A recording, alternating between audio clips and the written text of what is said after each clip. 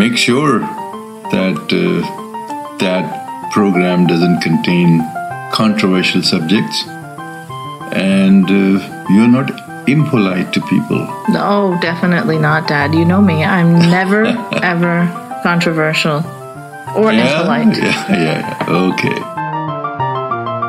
Welcome to Conversations with your lovable, never pisses anyone off, ex-Muslim host Aina, keeping it non-controversial. Hello, and welcome to episode 41. I've got talk show host David Pakman here with me today. Hi, David. Hi, thank you for having me. Thank you so much for coming on. I have been a fan of yours for quite some time, and you're one of the very few people, I think, that hasn't really lost their mind in 2017, to put it that way. I've had a lot of, intellectual heroes that I find that post-Trump, I'm not really feeling anymore.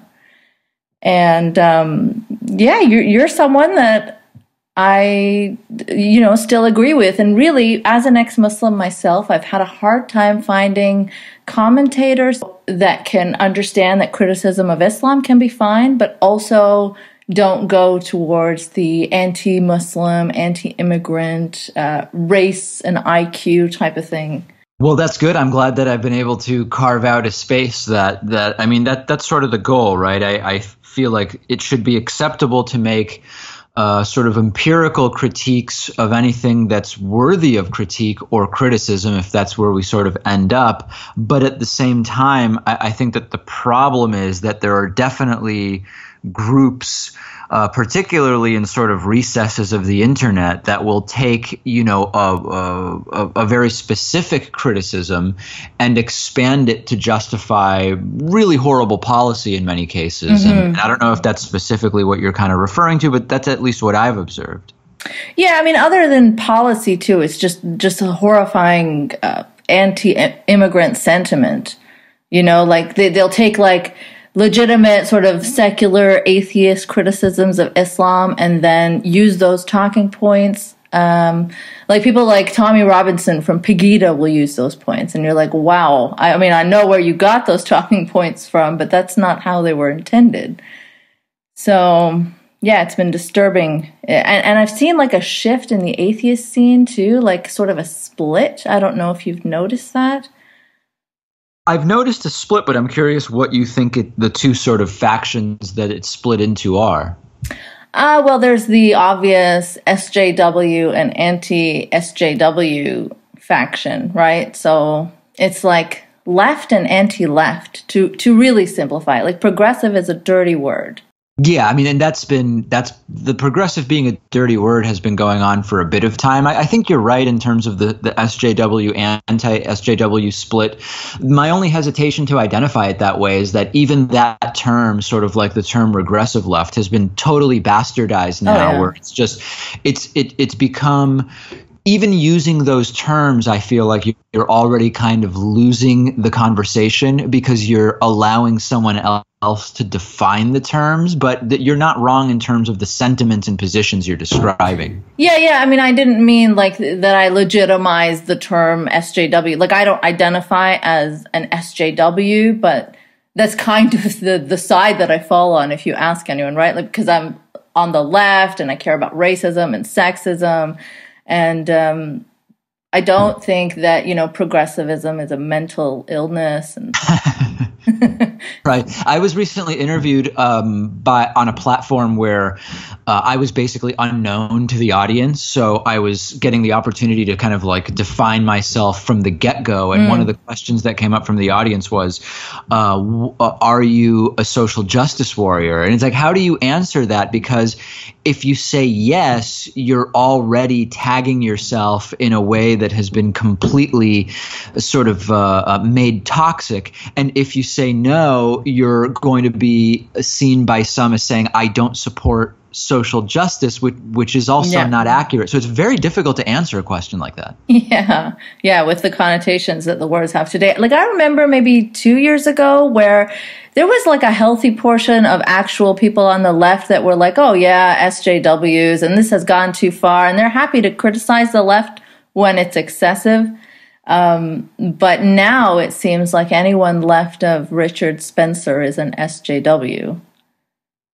Right. Yeah. Well, that's one issue. And then at the same time, I think that there's another issue altogether, which is that anybody to the left of Republican senators is considered very left, even within the left. Like there are people that identify as left who are really only marginally more progressive than, Joe Manchin, who I guess is like the most conservative Republican senator in the United States. Conservative Democratic senator in the United States. And it's like, are you really on the left, or are you just slightly to the left of what's considered mainstream right now?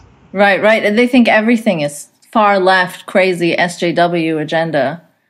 So things have gotten confusing, and you've done some stuff like, you did a deep dive into classical liberalism, because some terms are being used in very sort of confusing ways, inconsistent ways. So yeah, I really appreciate your clarity on certain issues, right? Especially the race and IQ thing. Like that was something that was really not sitting right with me, the way that it was being discussed in the atheist scene specifically.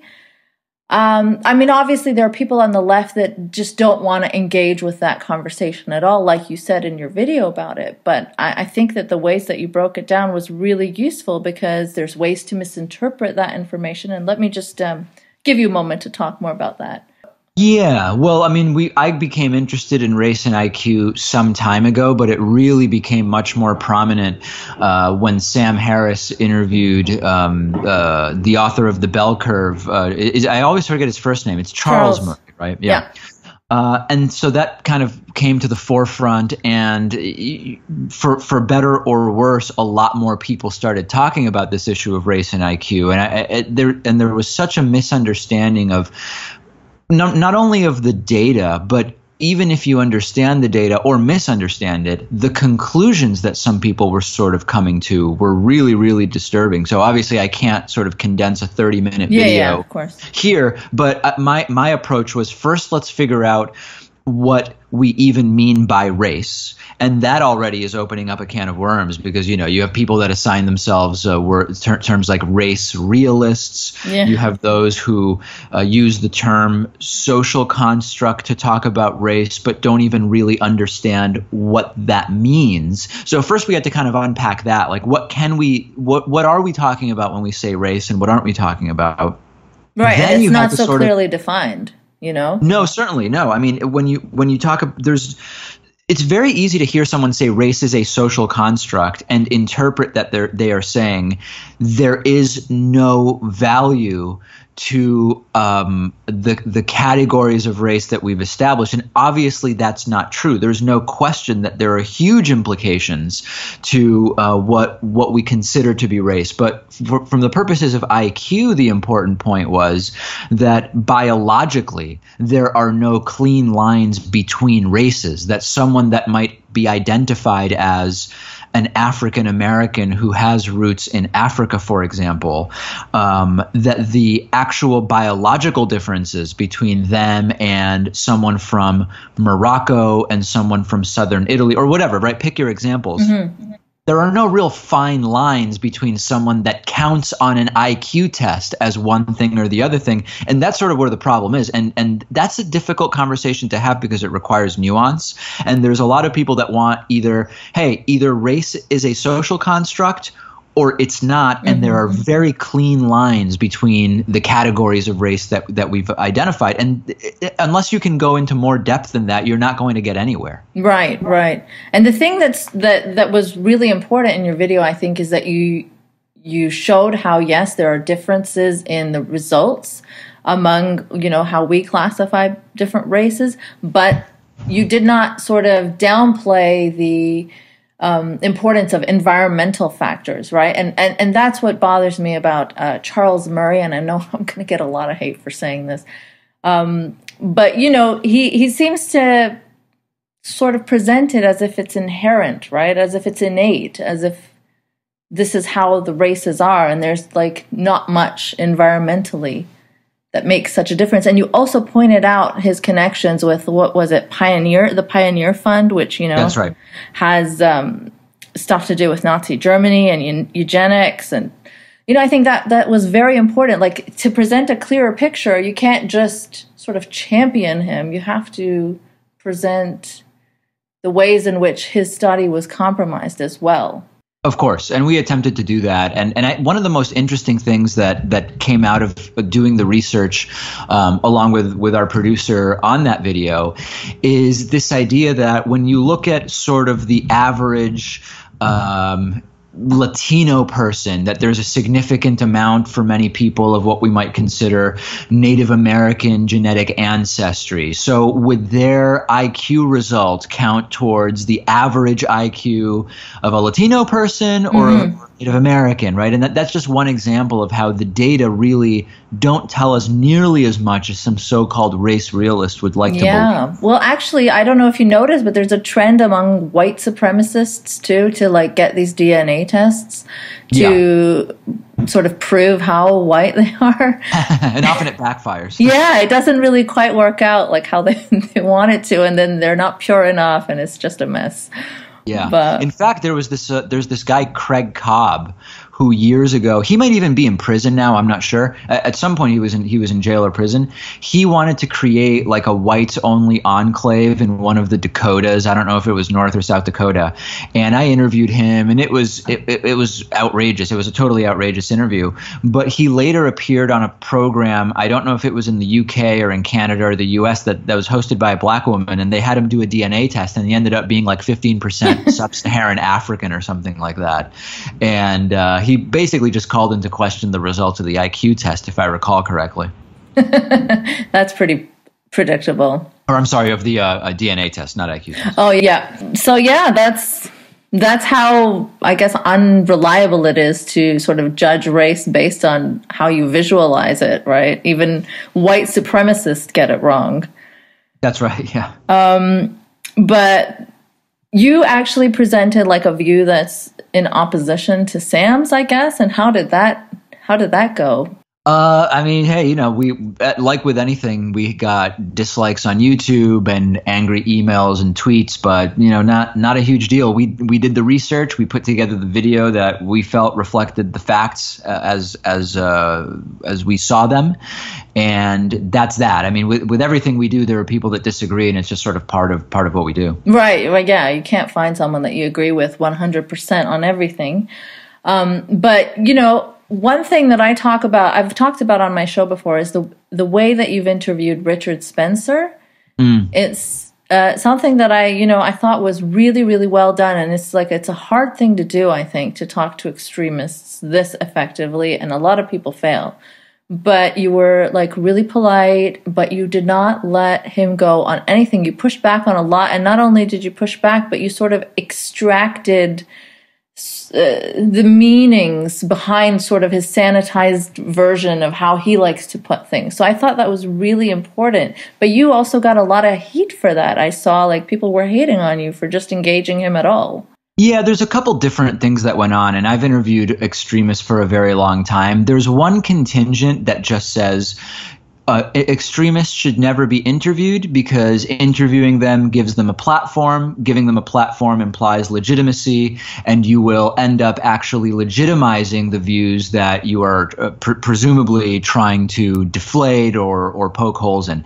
I tend to reject that as a general concept, right? I do believe that if you bring someone on with absolutely deplorable views and views that are not based in data and facts, and you basically don't provide any opposition. And the opposition doesn't have to be yelling and screaming, right? It can be asking the right questions or whatever else. That, I think, does present some problems. And there are people that do that, and that's not my style. But I do think that just ignoring these views, number one, doesn't make them go away. And number two, if the population at large isn't aware that these views are there, the individuals with these views can actually start to successfully exert influence over our legislators. If it's not known that there are these factions that have policy ideas, they can, under the radar, start to influence elected officials, and that's a really, really bad thing. So I actually think there is value, number one, to being aware that these views exist. Now, of course, you can be aware of them without giving them platforms to be interviewed. But I think that the key is you need to have a prepared interviewer who knows the arguments, knows the holes in the arguments, and knows how to ask questions that expose that. And that's what I try to do in these interviews. Yeah, I mean, there are people who claim to try to do that, but they just really just softball them and end up causing harm, I believe. So it's important for me in an interview with an extremist to see that someone's actually making an effort to extract and expose those views, because obviously if you just let them frame it the way that they want to frame it, it's going to be the best, most sanitized version possible. That's right. And, people said with the Richard Spencer interview that the danger was that because he is articulate and well-spoken and has come up with language to present some of his views, that sounds relatively benign, right? Yeah. That the risk is people could come away more convinced that they should allow people like Richard Spencer, a seat at the table of legitimate discussions or whatever. I would challenge that, because there's no question that at the macro level, you might find some individuals who watched my interview with Richard Spencer and were influenced in his direction. There's no legitimate way to suggest that that would be the net effect. So for every one person that said, wow, that really didn't sound bad, maybe I should pay more attention to the views of someone like Richard Spencer, I would argue that there were many, many more people who realized the danger of having an articulate and well-spoken person with those dangerous ideas, and it probably created more sentiment against his movement. So I just reject the idea that the net effect would be more defenders of Richard Spencer's view as a result of my interview. Right. I think I agree with you in the case of your interview, but I think it's also important to weigh how effective an interviewer is. And there are some that just aren't. So the net effect of their interviews could possibly be bad. But yeah, I'm not of the opinion that you should never engage with them. In fact, I think it's important to engage and expose and all that. So yeah, I just wanted to say that you did a great job, and it's rare these days. Even I think the New York Times article, how did you feel about that one? Sorry, which New York Times article? The one recently that got like hundreds of thousands of angry tweets about it, where they had to write a piece where it was like, I think they were profiling sort of, in a detached manner, a white supremacist, and they talked about his wedding registry and his hopes and dreams, and how they have muffin tins and pineapple slicers on their wedding registry, and how they. Oh yeah. This is the Nazi next door thing. Yeah, exactly, that right? one. Yeah, I only looked at it very briefly. I was away at the time of the that the interview came out, so I have not done a full analysis of it, but I think that the danger with any of these, again, is that it's the people who are familiar with these movements. Like, for example, if I read that article, and I did read it, as I read it, regardless of how the article was written, I was not going to develop any sympathy for the views of the 29 or 30-year-old dude that they profiled. But the question is, if someone is only like a casual follower of these movements, might they see that article and think, oh, this person is being profiled as a normal participant in the political system? And that's where the danger comes. Mm-hmm. Yeah, so I think that's probably why so many people were upset, right? Like there was a sort of a straw man criticism of the critics that was going around that, no, reading this will not turn people into Nazis. And I don't think that most people believe that just reading like a soft, cute piece about Nazis will turn people into Nazis. Right.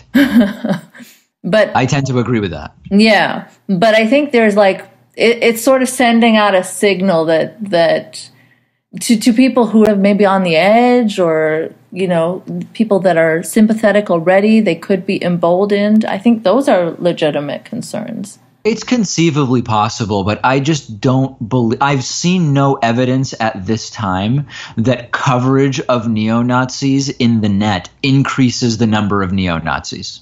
Yeah, I was having this discussion with with a couple of people on Twitter just now, and we were mentioning your interview of Richard Spencer as a good example of how to engage Nazis. But some people were saying that I think anti-extremist organizations like SPLC have said that any exposure of them is sort of good for them.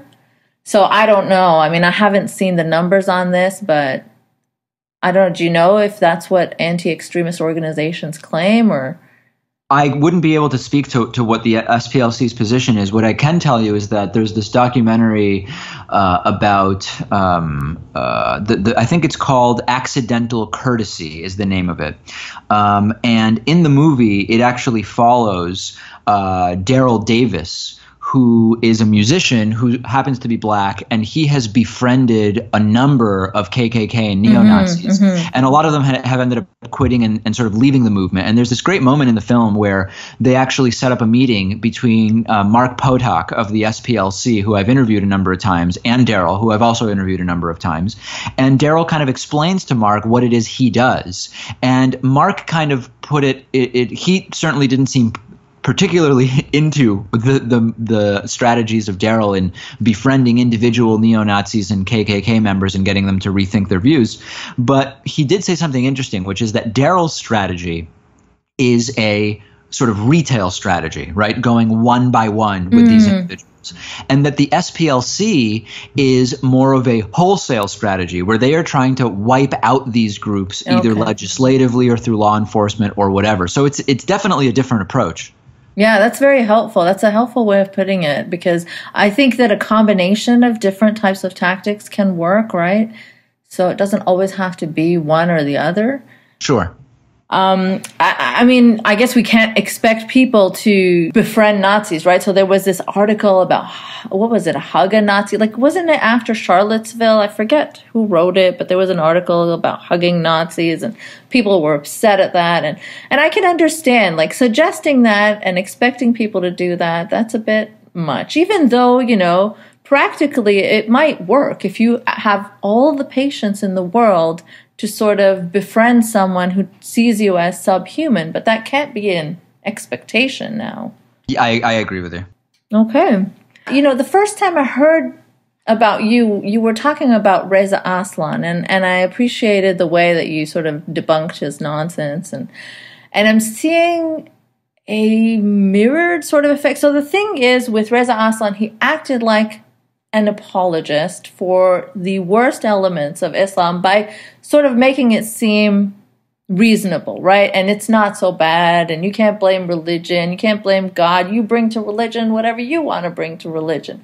And now I'm seeing in the atheist scene, the same people who criticize Reza Aslan for that kind of thing be that way about this new neo-Nazi rising movement. And there's a very pedantic and don't call anybody a Nazi. People saying Heil Hitler are not Nazis unless they've traveled from Nazi Germany. Nobody is a Nazi, and just really apologetic stuff. So have you noticed that at all? I have noticed it, and it's interesting to sort of link the two. I have noticed that, and I think that at a certain point we have to sort of think a little bit more practically about the implications of making that argument. And, you know, in my video about Reza Aslan, which at this point I think is it's close to a 2-year-old video at this point, incredibly. I've said this before.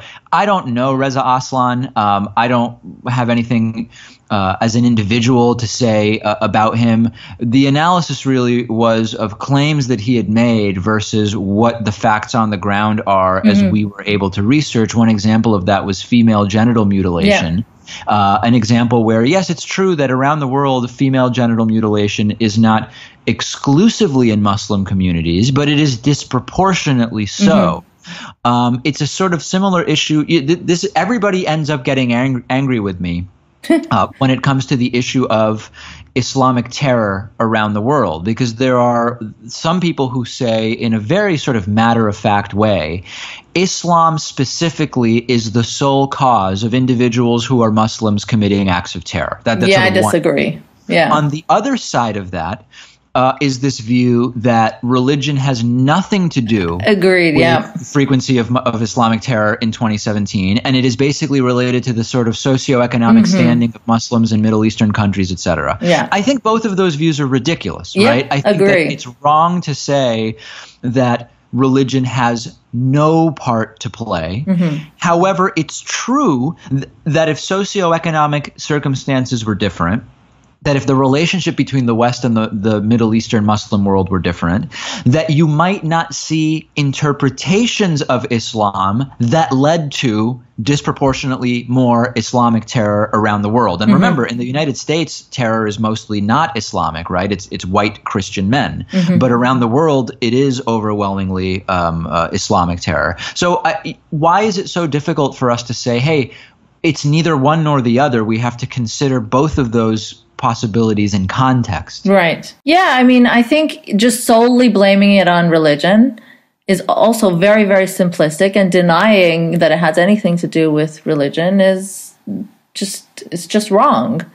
So yeah, it shouldn't be so hard to see that it's a combination of a bunch of things. And the problem is, at least in corporate media, that view is just boring, right? I mean, it's the way that most of these conversations are set up is here's one person who says religion's the problem, here's another person who disagrees. Or here's someone who says the problems are the foreign policy of the West to the Muslim world, and here's someone else who disagrees with that. But in these 5-minute debates on corporate media, there's really no space for the nuance that's required to discuss the issue. Yeah, absolutely. But also I think like people are they're just not that interested in nuanced opinions. I find that they are looking for simple answers, like easy McNugget answers. Well, that's why I believe that the right has a structural advantage on many political issues, because take taxation, for example, right? This is an example I give when I speak at colleges and in the class I teach. This is a really good example that kind of explains it. The position of the right, simplified, on taxation is, hey, it's your money. You've earned the money.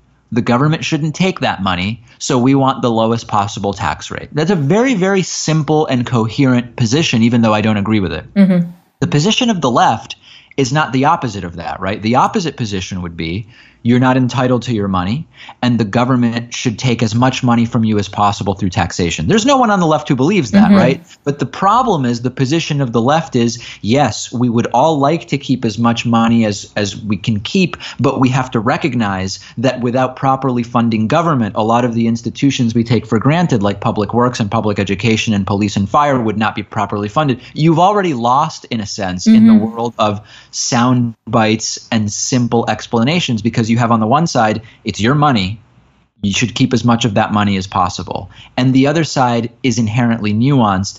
That puts the right at a structural advantage on many issues politically. And also in terms of, like, say, I don't know, maybe I'm biased, but in terms of principles getting in the way, right? So I see that the right is able to ally with anyone they want to further their cause. So even when it comes to white supremacists accepting people of color in just to further their own agenda, they'll do it. But when it comes to the left, it's like, oh, I want to criticize Islam, for example, if I take me, but I will not join hands with an anti-Muslim, anti-immigrant person to do it. That's exactly right. I think that the left is less willing to find someone who is incredibly xenophobic and racist, but believes that that there should be legal and safe access to abortions. The left just is not, by and large, going to embrace someone like that because they share a common view on abortion, for example. You don't really see that as often, but you're absolutely right that on the right, you do see these examples of the right championing individuals that they might disagree with on 19 out of 20 political views, significantly so. But if they can make use of that 1 out of 20 issues where they agree, they'll do it. And you could argue that that's smart of them, right? We're sort of talking morally about why it is or isn't happening, but you could argue that from a political standpoint, it's actually smart to do that. Yeah, because this way the left is, again, disadvantaged from the very start, right? Yeah, so, absolutely. And this is a problem that I see often as an ex-Muslim, and it's becoming quite a big issue. I don't know how closely follow the ex-Muslim scene, but for me, it was something that, after leaving Islam, it was like this amazing thing to discover there are other people who also, have walked away from the religion, because it's so it wasn't talked about very often. So a lot of us just felt very alone and thought nobody else like us existed. And then we all came together under this very vague umbrella of rejecting Islam. But now you see that the right sort of preys on ex-Muslims and finds like people who came out of very vulnerable situations, who are very angry, and just grabs them, and then they become these like right-wing ex-Muslims. And some of them have joined hands with like, Anne-Marie Waters of Pegida in Britain, and, when she's starting like this extreme far-right party. And Ensaf Haider, Raif Badawi's wife, is like, tweeting support of Laura Loomer and other alt-right-esque figures. And it's just become very tainted and very disturbing for me to see, because this thing that I believed in, this movement that was, that had a noble goal of destigmatizing apostasy in Islam, has become sort of alt-right adjacent. Yes, absolutely. Yeah, I'm seeing that happen quite a bit, and it's so toxic and it's counterproductive in every way, but I genuinely don't see how to prevent it, because there are so many political factions that are just waiting to take advantage of any of these movements to sort of not necessarily subjugate, but to misuse or pervert maybe the original goals of the movement. Right, and then people who are sort of hurting and vulnerable will buy into that because they are getting a lot of popularity, a lot of warmth, a lot of, false and disingenuous concern. But it feels good when you're coming out of an abusive situation. It feels good to lash out and project or whatever. Absolutely. So it's been sad. And even in terms of, other than the ex-Muslim scene, just the atheist scene, sometimes you see like criticisms of religion being like, the one that I hate the most that is gaining a lot of steam right now is Abrahamic religions are worse than Nazism. So they made like a meme where it has all the religious symbols and a pile of shit along with the swastika. And so this Jewish woman comments underneath saying, that's really offensive to put the Star of David as equivalent of, Nazism. And then the response is, religions are bullshit, ha, ha, ha. Like, actually, Judaism is worse than Nazism, I owned this theist. And it's such a horrible way of, it's so ahistorical and just really tasteless. I don't know. What do you think of that kind of critique? I completely agree. And I think the problem is that once you start trying to debate it on the merits, you've kind of already lost. Like if you start listing the reasons why Judaism is not worse than Nazism, you're already playing the game, right? Once you even accept the debate, you're sort of already losing, and that's the danger of it, because you have to choose between leaving it unopposed and hoping that it doesn't gain any steam, or you start engaging in a debate that is crazy, to quite frankly, right? Yeah. Start making a list of the ways in which Judaism is bad and good versus Nazism. It's a crazy debate to even have, so it's a very difficult thing for us to think about the best strategy for. I lean towards, differently than when it comes to engaging extremists individually, I lean towards kind of leaving it alone and not even engaging and considering it not legitimate, because on the one hand, the emboldening of white supremacy, there's a very clear path for that influencing our elected officials and policy. I don't think memes about Judaism being worse than Nazism are close to actually having a real impact on society. So I would tend to think more about leaving those alone. Oh, yeah, no, absolutely. In terms of the larger society, and I'm very thankful that we aren't there at the moment. But in terms of like, say, the movements that I cared about as a younger, godless person leaving religion, and, so if ex-Muslim movements are tainted with this stuff, and there are like the most prominent ex-Muslims and reformist Muslims, for example, Majid Nawaz is going on tour with people who proudly tout Islam and Judaism are worse than Nazism to allow them to represent a film on tolerance in Islam. Yeah, I think that's problematic. Very bad. There are bad things. There are bad things happening, and people with really, really bad ideas being promoted and rewarded, and I don't really see anybody combating that. Yeah. So, sorry to dump all that on you. But yeah, I mean, the first time I ever heard of you was as an atheist commenter, so that's why it came to my mind, this whole Reza Aslan and the split in atheism thing. I don't know how closely you identify with the movement at all, but... Really, I don't in any way, in the sense that, I mean, I'm a non-religious person, and I identify both ethnically and culturally with Judaism very strongly, but I don't have religious beliefs.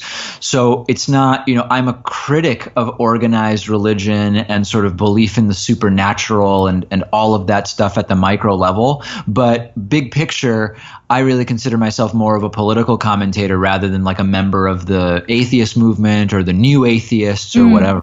Yeah, I'm starting to feel like similarly, sort of like now I more identify culturally as Muslim in this sort of political climate than I did ever, even though I'm like not religious and ex-Muslim by beliefs.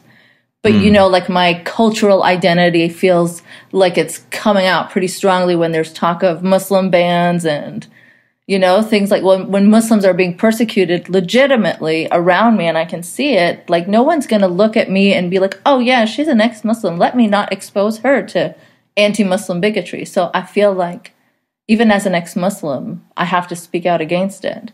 Yeah, and that's an interesting thing about when there is one of the greatest ways to coalesce groups is to put a target on them effectively, right? And that's an interesting thing that I think doesn't just apply to your situation. Yeah, definitely. I think that's how ex-Muslims got together. That's how atheists felt so connected in the early days of debating creationists and flat earthers. And now are the days of race and IQ and anti-immigration. But indeed. Yeah. So just last thing I wanted to ask you about was this whole Sam Seder thing. What were your thoughts on this whole campaign that Mike Cernovich started and how it backfired on him? And yeah, I think it was a bogus campaign to begin with, and I don't know how much people in your audience necessarily are up to speed on what happened, but Sam Seder was in 2009 or 2008, he had a series of tweets being very critical of Roman Polanski, who was, of course, accused of rape and convicted. I think his charge was reduced, but he was going to serve jail time, and he basically fled to Europe and hasn't been back since to avoid jail time. And Sam was in a series of different tweets and commentary at the time. He made one sort of satirical tweet that Mike Cernovich found and pulled out and started demanding that Sam be kicked off of MSNBC, where he's a contributor, and that his advertisers pull money, etc. And initially it sort of worked because the lynch mob that developed from Mike Cernovich got MSNBC to say they weren't going to renew Sam's contract. But ultimately it backfired, and MSNBC said, no, we made a mistake. We are going to have Sam back on. And the truth is that it was the motivations of the people who were saying they were offended by Sam's 8-year-old tweet were completely fabricated. It's the same people that claim to be against outrage culture and against the lack of being able to joke about things like rape or sexual assault or whatever. And then they were claiming that Sam's tweet, clearly satirical, from 9 years ago or 8 years ago was deeply offensive to them. So I'm glad that it backfired. I think it was the right decision. And I think that in the end, Sam's going to end up in a much better position because of this, because a lot of people that weren't even aware of his podcast now are. Oh, yeah. I'm sure he's getting more paid signups. I've been texting with him over the last few days. Sam's a friend of mine, and it's just been super hectic interviews. He was back on MSNBC. So I think it's great that it backfired, because the problem is that had it succeeded, it would have maybe delegitimized the actual instances where we should be offended or outraged or demand the firing or resignation of someone over comments or actions. This was not one of those cases. So had it succeeded, it would have delegitimized the accurate cases where that should be taking place. That was probably the intent too, like one of the hopes of Cernovich, because I mean, it's rich coming from him. The things that he has tweeted, not ironically, are horrific rape apologetics. Absolutely. So the fact that he's someone that was trying to get someone fired over like a thing that was criticizing people who are apologetic of Polanski was just mind-boggling. Yes, absolutely. But this is the world we live in. I mean, there's a lot of things that the anti-outrage culture people, they use to their advantage, showing that they really aren't very anti-anything if they can use it to their advantage. So no doubt. No doubt. That's how it works. It's a bunch of disingenuous, opportunistic people. Well, fortunately, this time they failed, and sort of the right outcome is the one that took place. Right. Yeah. And I'm sort of relieved to hear you say that, there are instances where someone can do or say something so horrible where they can be fired, because this opposition to outrage culture has led to this position where it's like, no, nothing you can say or do should ever get you fired. But I think right. We always tend to deal in extremes. These are the simple answers that people are always looking for. You're either for it or against it.